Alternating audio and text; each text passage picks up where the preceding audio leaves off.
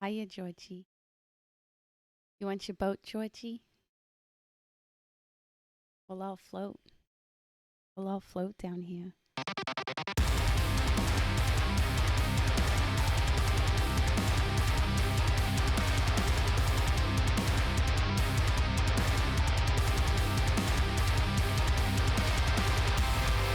Hey, everybody. Welcome back to another episode of Arsenic and Espresso, a podcast where we're actually drinking coffee tonight and we're going to talk about metal music. So, after much anticipation, we have finished reacting to all of the music videos tied to Ice Nine Kills The Silver Scream. Mm-hmm. And it was a blast. It was so much fun. I can't believe that I've never listened to anything from these guys before. Yeah. To be honest, I mean, metalcore is sort of my go-to genre. And if you can't tell, we absolutely love Halloween. So, and everything that it's about, horror movies and everything. Yes. So this is kind of a perfect fit. Honestly, sorry to interrupt. I No. did not mean to talk over you. Go for it. Okay. I was just going to say this album kind of is like the perfect marriage of two of our favorite things. It is. Horror movies and metal music. Yeah. Perfect harmony. Yeah. Yeah, so let's just get right into the reviews, right? Yes. We'll go over the tracks one by one, kind of give our opinion on them. Some of them we loved, some of them kind of missed us. But and overall, we really enjoyed the album. Like, Yeah. overall, it was top notch. It was really, really good. Let's recap, and then we'll do our final thoughts at the end. Final thoughts? Okay. Yeah. Cool. So first off, I just wanted to say, though, that the Ice Nine Kills community has been phenomenal. You guys show support on every single video, not just Ice Nine Kills videos. We've noticed. You guys pop in all the time. You're super kind to us. I don't know what we're doing right, but you guys seem to think that we're representing your favorite band well. And so it's pretty dope. It's been pretty awesome to have you guys just support us like so. So thank you. Check out our mugs. Yeah, as of right now, as we film this, there are 460 people subbed to the channel, which is insane. We never thought that we would get here this quickly. I honestly didn't think we'd get more than like 100. I didn't even think we'd get like 50 subs, and I figured like 2 of them would be my mom from Fair. 2 separate accounts. Like Fair. No, so it's been an awesome journey. It's been an awesome ride. And we're just trying to put out as much content as we possibly can in October. So hopefully we can reach 1,000 subs by October 31st. Just a personal goal of ours. And so with the mugs, though, that we're running for a limited time, these ones right there,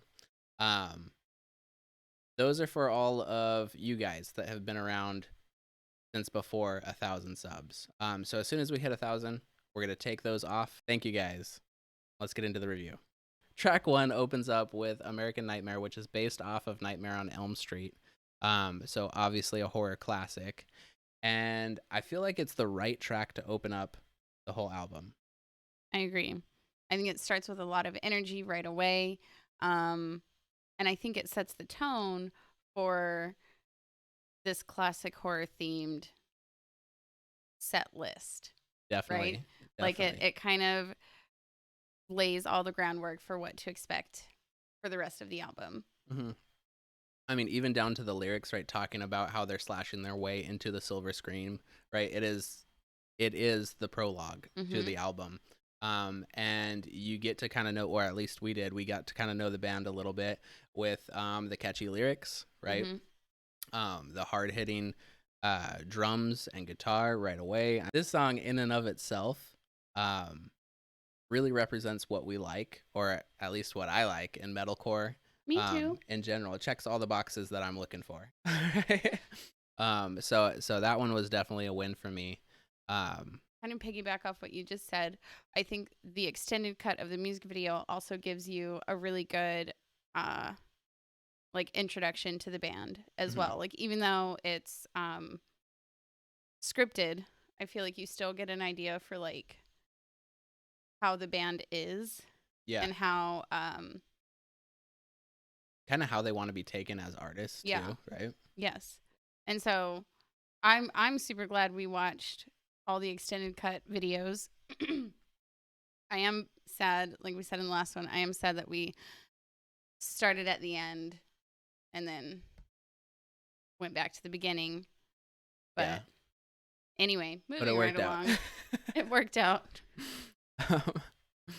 Track 2, Thank God It's Friday, based off Friday the 13th. That one was phenomenal. I love that it starts with the campfire sounds and like the like camp counselors singing around the campfire. Yeah. And I like that the track starts with that, not just the music video. Yeah. Because not just Ice Nine Kills, but like lots of bands will have a really cool intro in the video and then it won't be in the song. Or vice versa. It'll be in the song and then it's not in the video for some reason. Right. And so I loved that it started with the camp counselor singing. I mean, it gave me flashbacks to summer camp as a kid myself, you know. I loved the melody of this song. Yeah. I loved the whole musical progression of Thank God It's Friday. I thought it was really good as well. On this one, so what we found, you know, reacting to the videos, right, is that in each one of those, the singles that they put out as videos, it's a very different sound in each one, right? And for this one, it was cool because we got to see Spencer's like really high screams. For me, it kind of gave me flashbacks to like the Agony scene. I don't know if you guys have heard them before. I mean, they're kind of iconic. Nobody hits the screams like he does. It's just nobody does it. But Spencer kind of got up into that that kind of scream, and that was really cool to see. It was cool to see a complete difference between the American Nightmare, how the dirty vocals were in that compared to Thank God It's Friday. So that was the big difference for me. And I think in this one too, was the first time that you could really hear like parts of the original score from the movie too. They had that in there, just sort of like in the background, and that's sort of a theme going through the whole album as well. Is that they do use parts of the original scores and either like full on quotes or like paraphrases of iconic lines from these movies, right? And that makes it even more fun to listen to. I feel, I don't know. Especially as a horror fan. Now the first few songs, definitely, if you weren't a horror fan or didn't like horror movies, a lot of these songs I would understand why it would miss you. Like it wouldn't be a song that you would enjoy, right? Because it's completely sold out to like the gimmick of being a horror movie. And these campy horror movies, like these really, really campy, really elaborate 80s slasher flicks. Yeah, the teen slasher movies, right? And so I don't know. I thought that was really cool. I liked how they incorporated it. But I also thought that it wasn't too campy for me. Right. It wasn't like, oh, it was this like is just enough. It wasn't like a metal version of Weird Al, right? Right. Yes. And I think that's when you mentioned it, right? When you first heard of Ice Nine Kills, right? It's a metal band that does like horror covers. We're like, oh, okay, this, cool, right? And I totally would have. You blew it off for sure. Well, because the only times you hear, excuse me, the only times you hear of people doing stuff like that are when it's almost like a parody. And so I had very low expectations when he first told me, like, hey, we're going to start reacting to these videos. They're like based off horror movies. And I was like, it's going to be stupid. Right. Like I genuinely didn't think it could be good, because in the past, if anyone has done anything like that, it is almost satirical. It tends to just like make fun of the genre. Right. And it makes it not fun as someone who enjoys horror. I don't enjoy typically the music that is based around horror movies or books, because I feel like it's very satirical and sarcastic. Right. And this, I felt like it took really it seriously. It acknowledged like the like cult following behind these films, and like what these films did for the horror industry in general. Yeah. But it was still campy and fun. Yeah. Like, they also didn't take themselves too seriously. Yep. They found a really good balance of that. No, I agree. Anyway, number 3, Stabbing in the Dark. I think this is my favorite song on the album. It might be. I can't decide which one is actually my favorite on this one. Mine are tied between Stabbing in the Dark and It Ends. Okay. I like them both, but I think it's because both are some of my absolute favorite horror flicks in general. Yeah. I love John Carpenter's Halloween, and I love, honestly, both versions of it. Yeah. I love the Tim Curry, and then I love these new It Chapter 1 and Chapter 2. Oh, I those are love great. them all. So I think that's why I'm more pulled to those 2 songs in particular. Yeah. Because I love the movies so much, and I feel like the songs did really good justice for the films. No, I definitely agree with that. I think so. Stating one thing is, I feel like they opened up the CD with, I always say CD. I'm just always going to, because I'm Forever. a millennial. So It'll always be CDs shout out to the millennials down there, out there, down there. in the comment section, right? But no, they started off with like the big 3 for me, right? Which is Freddy, Jason, and Mike Myers, yeah. right? And so I thought that was really cool to begin with. But then once again, it's a completely different sound. I felt. Oh, go ahead. No. You go. Okay. Because I've been talking a lot. No, so like you were saying, it was a completely different sound than the first 2 songs. I felt like Stabbing in the Dark hit a heavier, like, overall sound than the other 2 had. Like, even though Thank God It's Friday and American Nightmare are both really, like, heavy metalcore songs, Stabbing in the Dark, like, the breakdowns in the song are definitely so hard. They hit so hard. Yeah. And, like, well, yeah, especially the breakdown at the end was like super sludgy. It was, yes. it was a good sound. And Spencer's vocals in that one, I felt like his vocals started, like, you could hear the dynamic range he has. Yeah. Both in his melodic singing and in his screaming. We start to hear, like, the extremes of what he can do with those higher pitch tones and the lower pitch tones. Again, both melodic and dirty vocals. Like, yeah. Well, I mean, when it opens up, right, that's when you really see, I just got the feeling that we're actually recording. Forever. I'm gonna always be checking all the time. But no, when it opens up, like, you stopped the video, right, at Stabbing in the Dark, because the vocals were so dynamic. Just to start, like, you don't see that on any of the other tracks. And once again, that's testament to, his both singing capability and writing skill. I feel like so many times you get, and good albums too, of good artists, but each song is very similar, right? There's not a whole lot of depth to it. That's one of the things that we really liked about that latest Trivium album, right? Was I felt like there was just such a range throughout each song, and I feel that's the same way in this one. Well, you pointed out in one of the, I think in the very last review we did, just saying that, like, it wasn't the same song with different lyrics layered over it. Right. And lots of people end up putting out albums that sound like the same song, and they just have different titles. And if you closed your eyes and listened to it, you wouldn't even really be able to hear, like, breaks between songs, right? Right. And this one differentiates everything, not only with the topic, right, but just the sound in general. I think hearing the band's ability to, like, completely shift gears so many times just within one album is incredible. Definitely incredible. We keep starting to talk about the song, and then we talk about the whole album again. Right. So number 4. Number 4. Savages. What do you think about this one? So this is the first song that we didn't react to live. This one was a bit of a miss for me. Okay. Like, it was okay. It reminded me of like early 2000s music. I don't know. It was just, like, okay for me. Yeah. No, I completely agree. I could have sworn that I've heard it somewhere. I don't know if it was released as a single. I don't think it was. But it sounds, so this is, first off, it's based off of the Texas Chainsaw Massacre.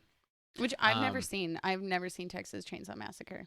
That might be the reason why it was a little bit of a miss. But once again, completely different sound, right? And on this one, I felt like they were going for more of the like radio single sound, right? That like stadium rock, kind of like not even like easy core, but even like softer than that, more of a hard rock tone to it. Yeah. And I think they nailed it. To me, it sounded a lot more like a Day to Remember, or even somebody like Skillet. Sort of that tone, literally the vocals right at the very beginning. And so that was kind of interesting, because that's like a throwback to our teenage years, right? For sure, of listening to metal music. So I don't know. I liked it. I liked it a lot. But I don't think that Savages is the reason why I would put on CD. Yeah, same. So I think that they nailed the sound of it. I think they did a great job with it. But it was kind of a miss for me as well. Number 5, The Jig Is Up, based off Saw. I loved this one. I thought this one was really good. It was clever. The feature on it too, Randy, I don't know how to say his last name, but from Finch. Yeah. Strohmeyer. Yeah. Strohmeyer. Yeah, maybe. I don't know. Anyway. Either way though, their vocals, they I think all the features on this album were really good, but I think that this one was one of my favorites, and I just felt like the vocals blended really well. Yeah, they really complemented each other. Yeah, definitely. I liked it. It had more of this was one of their songs that had more of like a deathcore feel to it. If you know me, I like some deathcore. Number 6, A Grave Mistake, based off The Crow. One of like 2.5-ish ballads on the album. I like this song. And I said this in our initial reaction to the video, it was a little bit disappointing because there weren't the same level of like iconic phrases and images as in the other ones.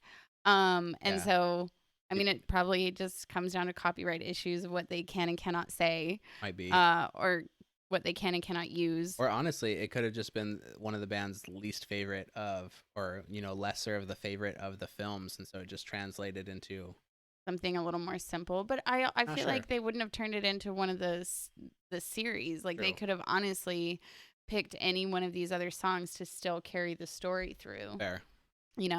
That's fair. I don't know. I think it's a really great song. But like if you just put it on and said, guess what movie this is based off of, I probably wouldn't guess The Crow. Not right away. Yeah. After I read the lyrics, probably. Right. Yeah, the opening lyrics. Yeah. Either that or I'd be like, those sound just like that line from The Crow. It sounds more like a song that was inspired by. Yes, not rather than based off of. Whereas up until this point, the rest of them do sound like a song that is based off the story of the movie. Except for Savages. I feel like that one, so Savages and Freak Flag, I feel are very similar songs. Because they have a very similar sound, and we'll get to Freak Flag in a second, or maybe we'll just skip over it because I'm going to talk about it now. But I feel like they're very similar. They have a very similar sound of that, of like the stadium rock kind of sound. But they also lyrically, right? You could listen to it at any time of the year, right? Anybody could. I know we would listen to this album at any time of the year because we love Halloween. And we love horror movies, right? But you're saying like someone who's not a horror fan, could listen to both of these songs and not feel like they were listening to a Halloween album. Yeah, and I think with seeing how smart this album was put together, I feel like they did that on purpose, so that they had songs that had more playability, like replayability, across a broader audience, and you can't knock them for that. Yeah. It doesn't quite fit the reason why I listen to this album, but I totally appreciate it. I think they did it. So now going back to Grave Mistake though, I liked it. I liked it a lot. For being a ballad, I think they hit everything they needed. All the points they needed to on the ballad. I think also, like we said in the video, their choice of making this a ballad and not a metalcore song was a great choice because that is reflective of the movie. Of the movie itself, too, yeah. right? The movie is much more like poetic and Definitely.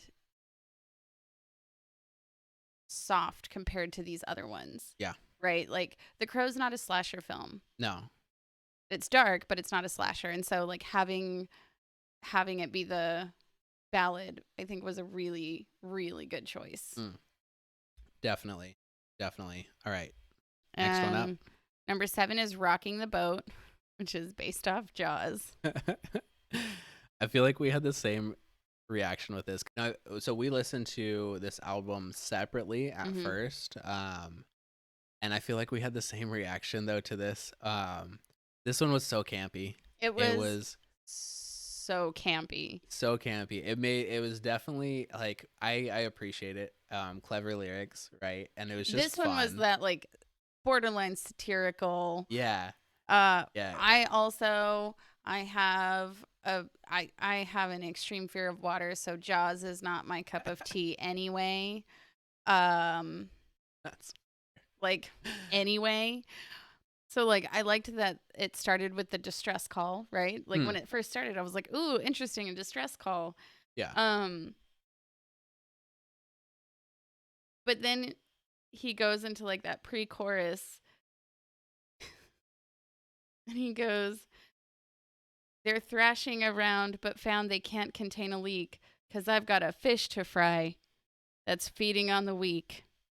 And like, what? It was very dad jokey. It was very dad jokey for sure. The fish fry thing, I was just like, I couldn't get into that. I was like, all right, moving right along. Yeah, I agree. For me, this one and the next one, Enjoy Your Sleigh. Enjoy Your Sleigh, yeah. I liked Enjoy Your Sleigh more, but for me, when I was listening to it, because I've listened through the album now several times, it kept blending together for me. I kept not realizing that the next song had started. Really, like I feel like it just had the sound of the two songs were so similar to me, anyways. But see, I like way liked Enjoy Your Sleigh because I picked up on that it was The Shining right away. And again, The Shining is in my top favorites of all time. And so when I realized that it was about The Shining, I got super into it. Yeah. So I think it makes me curious to know, like, honestly, so far the songs that I haven't liked on the album are based off movies that I either haven't seen or don't like. And the songs that I'm loving are my personal favorite films. And so, like, do you feel that way? Do you like the songs that correlate with your favorite movies the most? Yeah, do you feel like there's a bias there? I think I have one now. I would say 100% you got a bias. But... And all that to say, though, like each one of these songs that we've said so far or that we've reviewed so far, like I have no real like bad feelings about them or bad feeling towards them, right? Even though they might not be a song that I listen to, like listen to the album for, I still appreciate the fact that they're on the album. I Except like Don't Rock the Boat. That one could have been. We could have been okay without that one. Or Rocking the Boat, not Don't Rock the Boat, whatever. Going back actually to Grave Mistake, we're gonna be a little bit all over the place for like the next 3 tracks. So just hold on. Are we? Okay. Yeah. Or these 3 tracks rather. But Grave Mistake though, we had mentioned it in the video that we did, the video reaction that we did, that it was interesting that it was out of order from the album. But I feel like the placement in the album is where a ballad should be. Yes, and it has a good playthrough.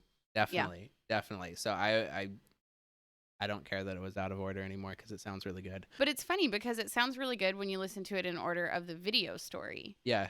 And so it's interesting that they had 2 different arrangements of these songs and they play through just as well.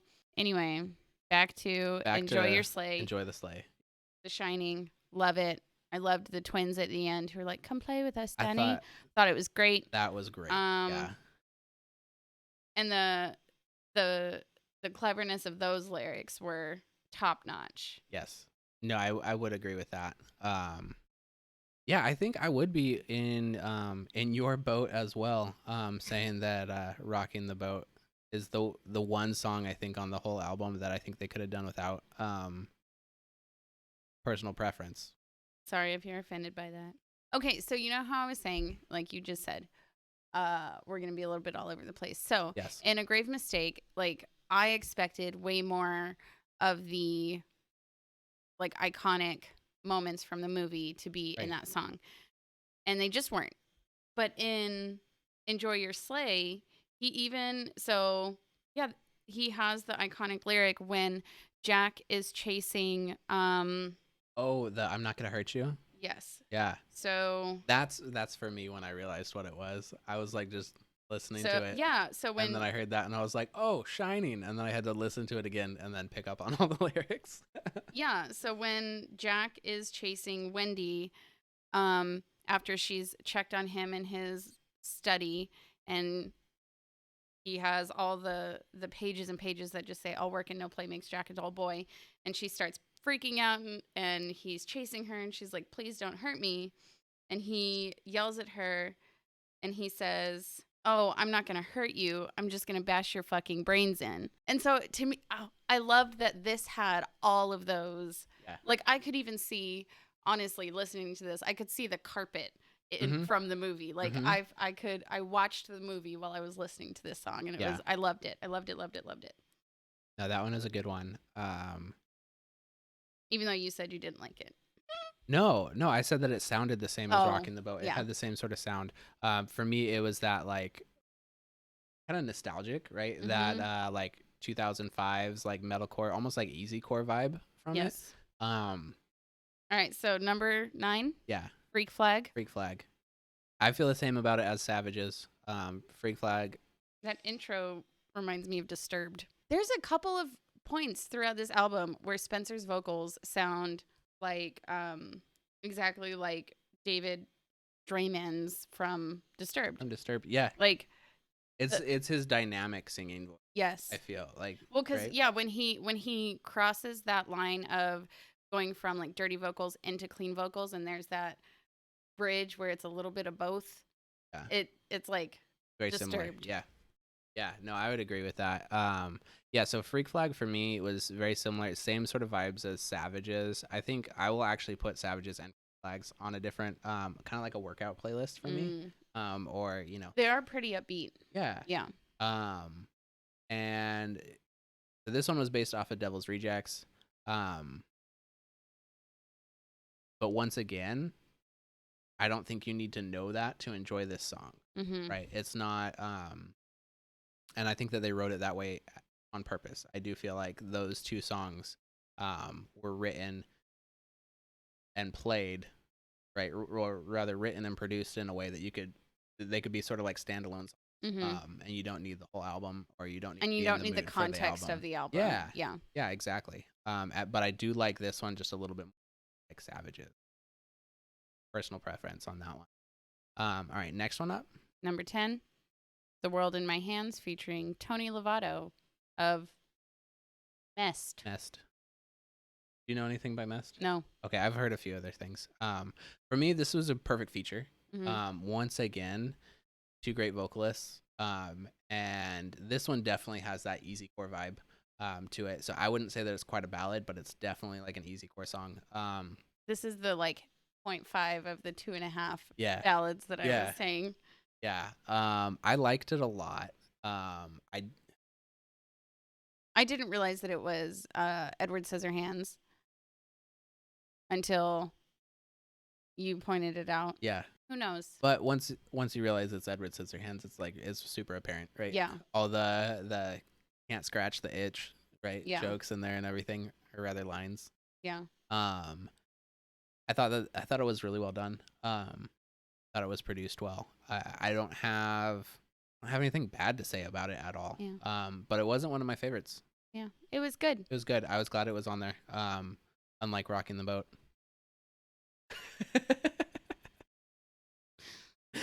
Bigger fish to fry. Number 11, Merry Xmas. This was our latest reaction, and as you all know, we loved it. It is super fun. It is dark comedy at its finest. This one might be my favorite song. Like it's so good. I love a good dark comedy. I laughed at this as much as I laughed in It Chapter 2, which I laughed through the entire it was so well It done. Chapter 2 movie. It was so well done. Like it's dark and it's funny and it's twisted and it's funny. And then you're like, I can't believe I'm laughing at this. But it's just, it's great. It's entertaining. It's silly. It's fun. And I think it had, like, it's kind of a bit of a reprieve, I feel, in the whole album. Like, there's this, Merry Xmas is the song where they kind of just, like, let loose and were pretty silly with it. Yeah. But it worked. Well, yeah. And that's the thing. Like, that's what is so interesting. Because, like, thinking about the how, I guess, corny you would say the Rocking the Boat is. Yeah. Right. This had the same level. It did to have the its same lyrics, level of corniness. but it was just executed well. Yeah. And no, it just sounded better. Yeah. It had sort of like a melodic deathcore sound. Yeah. Which I think is dope. Well, and like we said in our initial reaction, having the like 8-bit video game and then having the like traditional like video game sounds as the music as well, it was just overall very entertaining. Yeah, it was a fun one. It was a super fun one. I really, really enjoyed it. Oh yeah, and that was based off of Silent Night, Deadly Night. Don't watch a lot of Christmas stuff. Number 11, Love Bites, based off An American Werewolf in London. Again, a movie I didn't super love anyway. Number 12. Number 12, I can count. Number 12, Love This Bites. one was interesting. I thought the sound of the feature, Chelsea Talmage. Yeah. Talmage. I thought that her voice once again paired super well with Spencer's vocals. Yeah, the duet was fantastic. Yeah. It was really, really good. But I think for me anyways, this song did take a couple of plays to get into it. I still have not gotten into it. Okay. I can't lie. It's right up there with Rock the Boat or whatever. Yeah. The fish one is. Right. It's right up there with that one for me. Fish one. You hate that song. It just, I don't know. The minute he said fish to fry, I was like, it just turned me off on every level. So, no and puns allowed, I with guess. Love Bites, the puns in it, the every dog has his day, it was too much. It was too much for me. Too campy. Which is, because I know this whole time I've been like, I love how hard they're leaning into the campiness of it. But that's fair. Just struck a chord that I didn't like. Okay. So you're not Team Jacob is what you're saying? Not Team Jacob. Okay. Team Edward all the way, baby. Fair. Okay. All right, then let's go to the 13th. 13. So this one is the last song before the final cut, right? Yeah.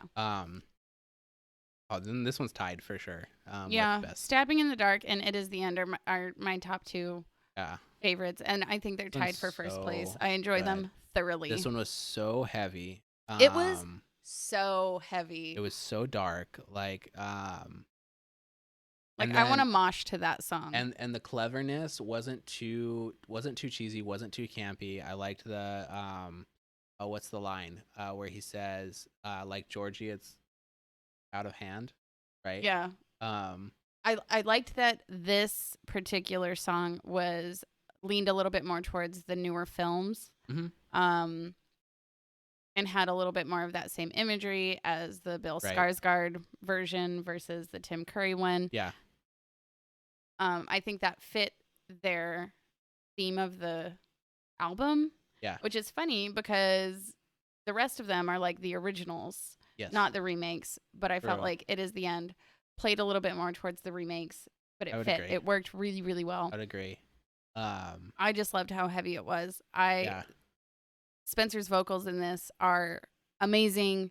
I said it in our initial reaction that his clean vocals remind me of Brendan Urie from Panic at the Disco. And we did have somebody. I want to hear them sing together. Right. We did have somebody that agreed with us. We had a couple of people that said no way. But then we did have somebody post that first time listening through it, totally reminded them of Brendan Urie. Brendan Urie. But then after listening to it times, and I agree with that. Now that I listen to it again, I don't hear Brendan Urie. You don't? I don't at Okay, all. so first of all, their range, they sing in a very similar octave. Yeah.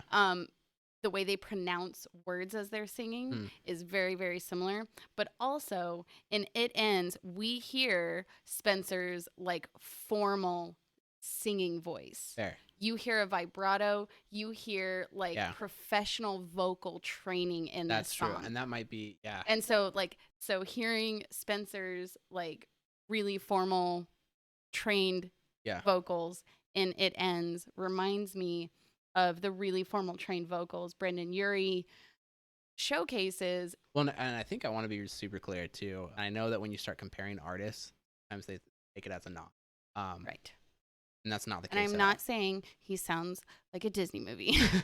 No, but I think this album in itself, right, it shows that Spencer can do anything. Yeah. Right. As like far he's an as incredibly talented musician. Incredibly talented. Yeah. And then I'll even go back into or I'll go into looking at like the composition, right? Who composed all the tracks and all that sort of stuff. From what like research that I've done, it looks like the lead guitarist Justin DeBleek, he's the one that does the more like the more of the growling, the grungier growls. As well. I feel like between Spencer and Justin, like that's really the core of what Ice Nine Kills sound is. And I feel like they have very, very equal contribution. Yes, I think Spencer probably gets most of the praise just because, I mean, that's his voice is insane, right? Like he's incredible at what he does. But I really feel like Justin has put so much into it. Like you can hear it. So it says on their Wikipedia page anyways, that he does the guitars, screamed vocals, orchestration, keyboard programming, piano engineering, and mixing. So he's like a lot of what you hear is sort of like the heart and soul of what he's put into it. He's making it so that way we hear it this way. Yeah, exactly. And I think that's super dope. Have that, and not to throw any shade either at the bass or drums. I just feel like those two guys stand out more in the band than the rest, which is fine. But back to It Ends. Yes, his vocal range. I feel like you hear the band's range in this. The breakdowns in this song are fire. Yeah, like they hit really good, so hard. Really good.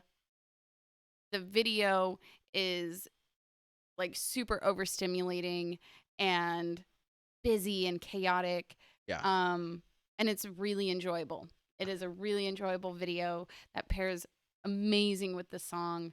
Yeah, I don't know. It's easily my number one favorite off this entire album. That's fair. All right, going into the final cut. First, just like an overview of the final cut. I think they did a really good job with song selection for their acoustic version. And it's then always fun to hear metalcore bands or just like metal bands in general do acoustic covers of their stuff. Definitely. And I think I think they did it really well, gearing it towards the fans. I feel like they made it for us, right? Those that enjoy the band itself. And like, these are the songs that you'd want to hear acoustic covers for. But then also the bonus tracks in them. I understand why they didn't put them on the initial album. The initial album. It doesn't make sense for them. And we can talk about those here in a second. But I do like that they're bonus tracks. So first of all, the length of this album on its own is pretty long without the extended edition. Right. It's 13 songs running at almost 50 minutes. Yeah. I feel like most albums that are coming out these days are around 8 songs. Right. Yeah. They're typically hitting like less than like a half hour. I would say. I mean, I think like 35 to 40 minutes. 35 to 40 minutes of like an beginning to end album play, which is kind of a shame. Yeah. And so I like the fact that the length of the initial album is 13 songs as it is. Solid album. Yeah. The length of the final cut, you have 19 songs coming in at 69 minutes. 69 Giggity. minutes. So just under 70 minutes though. Which is like how that's how long I want to listen to an album for. Yeah. I think they put in the right amount of content between Yeah. each. So let's go into the tracks though. First one is Your Numbers Up. What do you have? This is, this one's inspired by the Scream franchise or based off of the Scream franchise. What are your feelings on it? This song almost sounds like a Broadway musical. Yeah. Like if they turned Scream into a Broadway musical, this song would be on there. Yeah. Actually, that would be very entertaining. It would be. Let's turn it into a musical. For me, I hated it the first listen, because it's not metalcore At all. It is, but it's not it's not what you listen to metalcore for at all. But then realizing, okay, this is about Scream. What is Scream? Satire. It's satire, right? It's the original slasher flick. Yeah, satire teen slasher, right?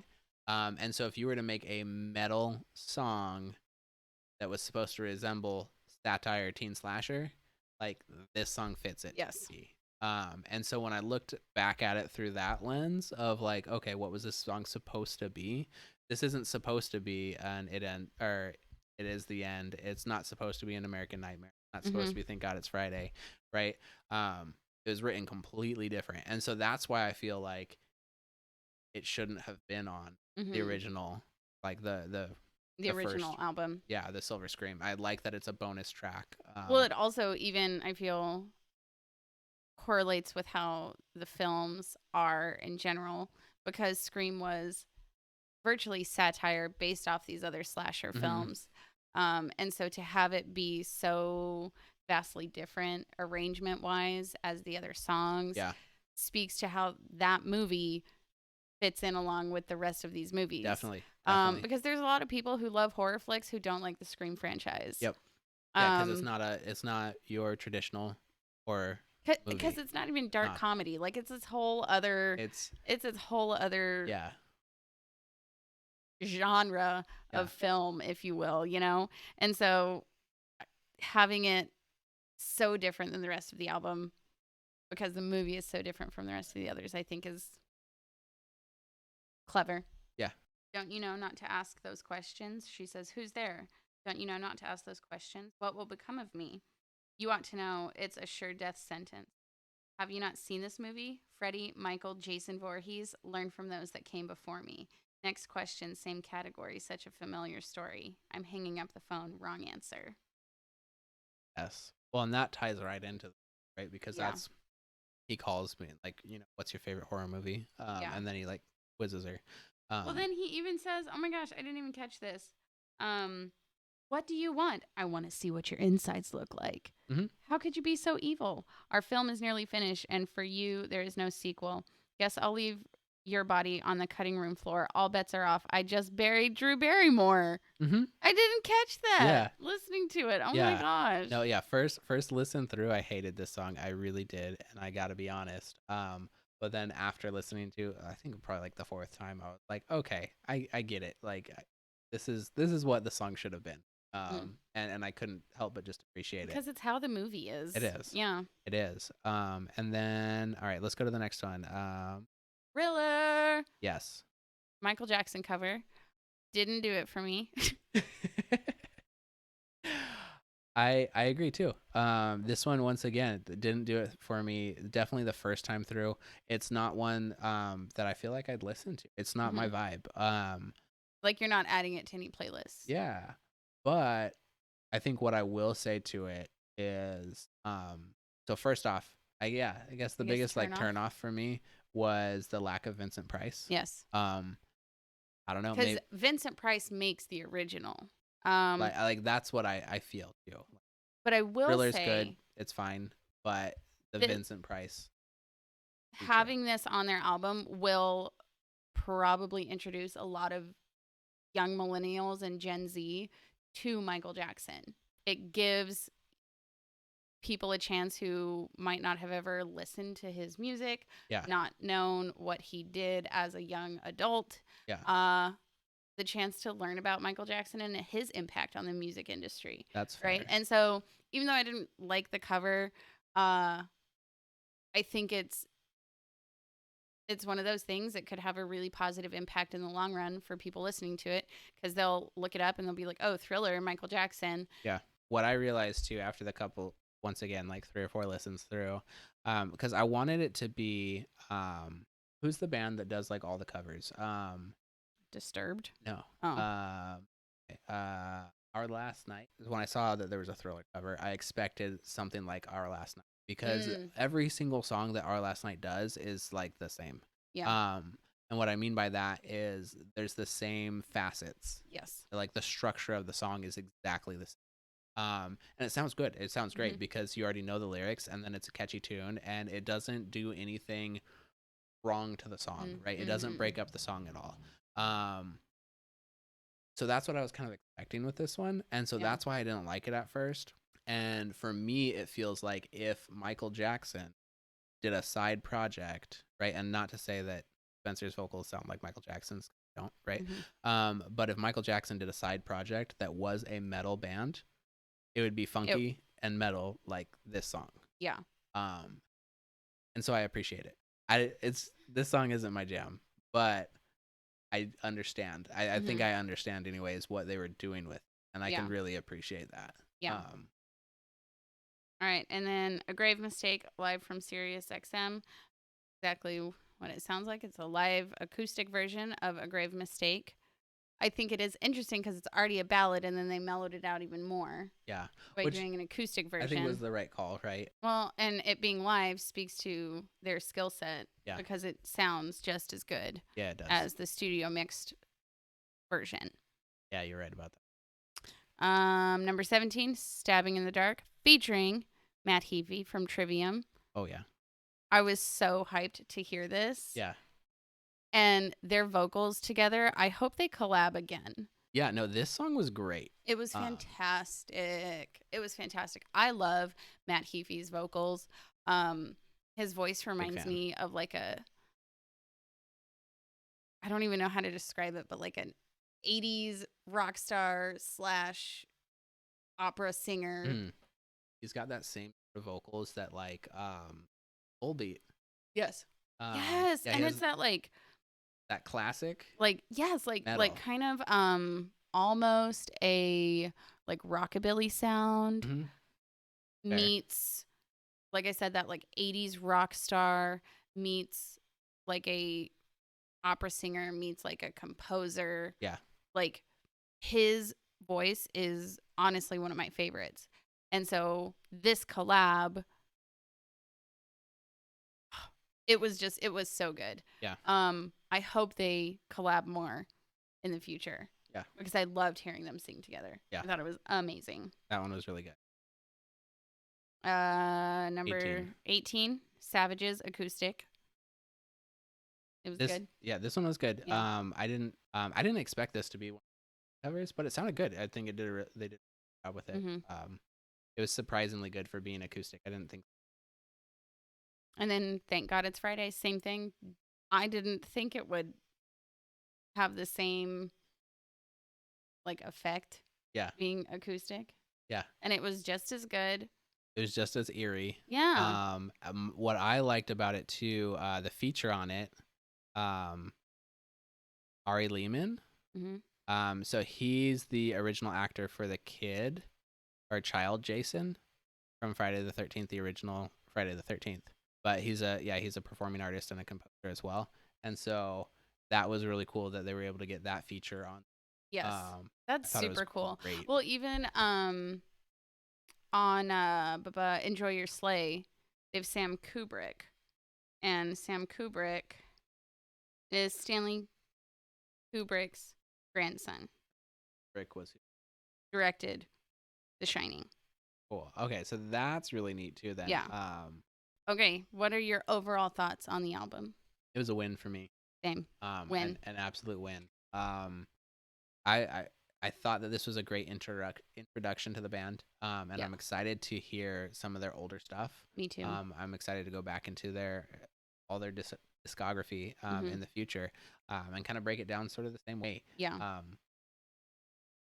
Thank you guys for all the support and and recommending. Yeah, definitely a perfect fit for especially coming into Halloween season. having this album now like in our world is very exciting. Definitely. Yeah, even though there were a few misses for me, I feel overall they were hits. Yeah, and I feel like overall they were wins. this is an album that we would put on, especially season. Mm-hmm. But a handful of songs that I'd love to listen over and all over the again. time. So yeah. Yeah, I hope you guys enjoyed this review of the album. Overall, it's definitely a hit for us. Yeah. Let us know too if we missed anything huge. Like if you thought that there was something huge about a track that we've definitely either missed or Everyone overlooked. is going to say rocking the boat or something. True. Thank you for sitting through this entire thing. We know it was long. We know it was crazy, but we had a lot of fun doing it. And we look forward to doing more Ice Nine Kills reactions and reviews. And hit us up in the comments if you have any particularly Halloween-y themed songs / music videos you want us to react to during Halloween. Check out our mugs.